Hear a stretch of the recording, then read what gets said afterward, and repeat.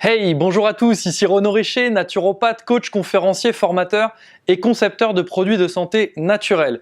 Aujourd'hui, j'ai envie de vous parler d'un sujet qui est très intéressant, je trouve, parce qu'il est vraiment en vogue, bien évidemment la naturopathie, mais pas seulement la naturopathie, le fait que la majorité des gens qui commencent à s'orienter vers la naturopathie du point de vue professionnel, pour s'y former, sont de plus en plus dans des pratiques dites ésotériques. Alors pour certains, ça fait peur et ça génère des appellations de dérives sectaires, etc. au travers de la naturopathie. Pour d'autres, au contraire, c'est une opportunité de coupler avec d'autres méthodes pour pouvoir avoir des informations complémentaires sur notre client et puis pour pouvoir lui proposer des prestations complémentaires pour l'aider à aller encore plus loin avec notre aide. Donc on va y revenir dans un instant. Donc avant toute chose, si jamais c'est pas encore le cas, pensez à vous abonner à la chaîne YouTube. J'ai plein de vidéos sur le sujet de devenir naturopathe, sur la naturopathie en général et surtout sur qu'est-ce qu'on doit faire pour rester en bonne santé de façon naturelle et éventuellement avec des produits naturels. Donc je vais vous partager tout ça, donc vraiment abonnez-vous, comme ça vous aurez les infos dès que les prochaines vidéos sortiront. Donc allons-y pour cette fameuse question sur le sujet de l'ésotérisme qui est de plus en plus lié à la naturopathie, puisque la plupart des gens qui viennent dans la naturopathie que je rencontre maintenant sont souvent des personnes très portées sur l'ésotérisme. Alors effectivement, ça peut faire peur et ça peut prêter à confusion et ça peut donner de la matière à ceux qui parlent de dérives sectaires. Par contre, je pense qu'il est bon d'avoir dans une discipline comme la naturopathie où on doit être un petit peu touche à tout et où justement on vise une action holistique, donc c'est-à-dire sur l'ensemble des plans et d'être capable d'agir sur l'ensemble des plans pour notre client, il est clair que certaines pratiques ésotériques peuvent vraiment apporter un complément d'information à partir du moment où elles sont utilisées comme un complément d'information et non pas comme la source informationnelle de la séance avec le client, surtout s'il pense venir voir un naturopathe. Donc le problème que je rencontre souvent, c'est que je rencontre des naturopathes qui sont en formation ou qui sont diplômés et qui souvent justifient le fait de ne pas trouver une solution à un problème qu'ils ont sur eux, sur un proche, un ami, sur une personne qu'ils accompagnent, un de leurs clients qu'ils ont depuis des années. Ils justifient ça par un problème ésotérique. Par exemple, j'entends souvent « oui, mais cette personne a une entité accrochée à elle depuis des années qui lui a été mise par quelqu'un qui lui a voulu du mal, etc. etc. » Et donc, finalement, on ne peut pas soigner les hémorroïdes de cette personne. En tout cas, on ne peut pas ajuster son mode de vie pour que ces hémorroïdes disparaissent sous prétexte que, voilà. Donc, on ne peut pas la soigner, même du point de vue médical, du point de vue, d'après ces personnes, parce que une entité serait accrochée à elle. Et du point de vue naturopathique, on ne peut pas ajuster son hygiène de vie pour générer des résultats et générer de l'état de santé et que son corps s'auto-guérisse pour éviter que des hémorroïdes se génèrent, par exemple. Donc pour moi, c'est surtout en fait une mécompréhension des mécanismes et des basiques de la naturopathie. Lorsqu'on maîtrise les basiques de la naturopathie, on a déjà des solutions à proposer et on a déjà une compréhension au niveau de l'enquête que l'on mène auprès de notre client. On a déjà une très bonne compréhension de ce qui se passe dans son hygiène de vie qui conditionne ce qui le gêne à l'heure actuelle. Et ces petites problématiques qui le perturbent, on comprend très bien d'où elles découlent dès lors qu'on sait effectivement faire le lien entre les choses. Et souvent ce qui se passe, c'est que je rencontre beaucoup de gens qui ont appris une énorme quantité de théorie, mais qui ont malheureusement eu plusieurs professeurs, trop de professeurs, ou alors des professeurs très académiques dans la théorie, qui ne faisaient pas le lien entre les choses et qui leur ont pas permis de comprendre certains mécanismes fondamentaux qui expliquent pourquoi tout cela se matérialise et qui permet aux naturopathes d'aller vraiment chercher la cause de la cause pour pouvoir aider à y remédier dès lors qu'elle est remédiable au travers d'ajustements de l'hygiène de vie. Et donc, très souvent, on trouve des personnes qui sont obligées de se réfugier dans un intérêt ou bien une pratique ésotérique qu'ils ont par ailleurs. Et du coup, ils se retrouvent à transmettre ça à leurs clients, alors même que normalement, leur formation aurait dû leur permettre d'appréhender les choses par le biais des basiques de la naturopathie et d'être percutant ainsi.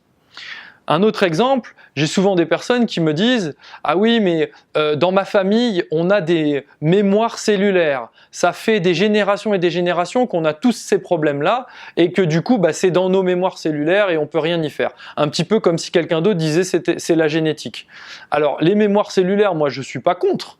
Par contre, quand on interroge la personne sur les basiques et les piliers de la santé, on s'aperçoit qu'il y a toujours des choses qui coincent, qui expliquent le problème.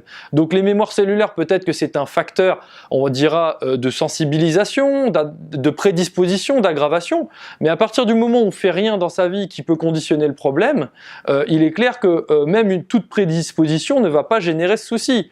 J'avais un de mes professeurs qui disait toujours, même si vous avez un de vos parents qui était gravement alcoolique, si vous buvez jamais d'alcool et que vous faites ce qu'il faut pour ne pas fermenter et générer des alcools intestinaux, votre foie ne sera jamais un foie d'alcoolique. Et pourtant, on pourrait considérer que vous avez une forte prédisposition. Et aux yeux de la génétique, parfois même, on dit qu'il y a un lien direct, que certains parents alcooliques ont transmis le gène de la sensibilité à l'alcoolisme et aux besoins de l'alcool.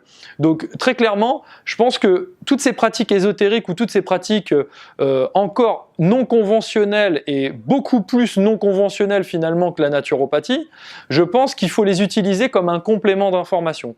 Peu importe ce que vous avez. Parfois, je rencontre des gens qui me disent « je suis médium », d'autres me disent « j'ai tel don », d'autres me disent « je me fie à mes intuitions, etc. etc. » Il est clair que vous pouvez utiliser ces informations si elles sont OK pour vous, juste pour vous et qu'elles génèrent de la paix en vous. Par contre, ne venez pas les substituer à la méthodologie de la naturopathie. Dans notre école, on enseigne la naturopathie et les neurosciences, et donc on utilise des techniques de neurosciences pour poser les questions aux personnes, pour aller faire émerger des réponses qui sont parfois inconscientes. Donc c'est passionnant.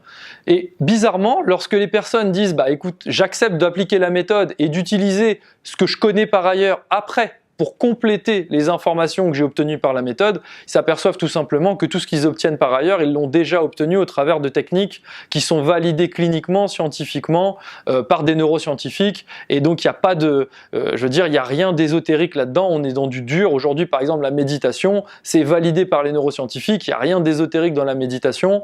Et effectivement, nous, on dispose de techniques qu'on transmet à nos élèves qui sont complètement tangibles, qui sont réellement rationnels et qui sont des faits. Et donc, une fois que la personne a appliqué cette méthode, il est très facile de compléter par son approche, et bien souvent, elle s'aperçoit qu'avec son approche, finalement, elle a obtenu une information dite complémentaire qui était la même et qui venait juste confirmer, mais qui n'a aucunement remis en cause ou quoi que ce soit.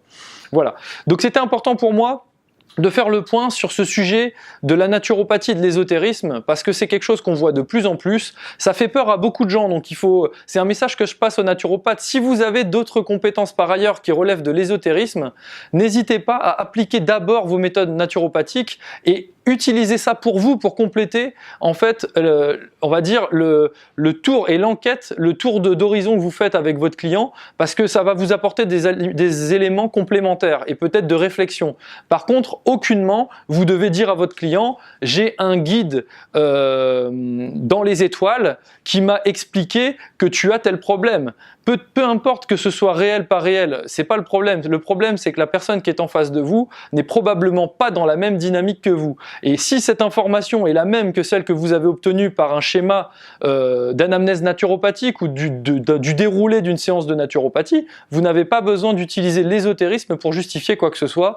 Et surtout, n'oubliez jamais que bien souvent, on utilise ce genre de choses pour justifier le fait que l'on est dans une absence et une incapacité à rationaliser ce que l'on observe chez notre client. C'est-à-dire que comme on n'est pas capable d'expliquer par des choses rationnelles et logiques une vraie démarche avec des liens entre les choses au niveau de la naturopathie, comme on n'est pas capable d'expliquer ça de cette façon, alors on utilise des choses qui sont non rationnelles pour pouvoir justifier le fait qu'on est dans l'incapacité de fournir un résultat puisqu'on n'arrive pas à expliquer déjà ce qui se passe.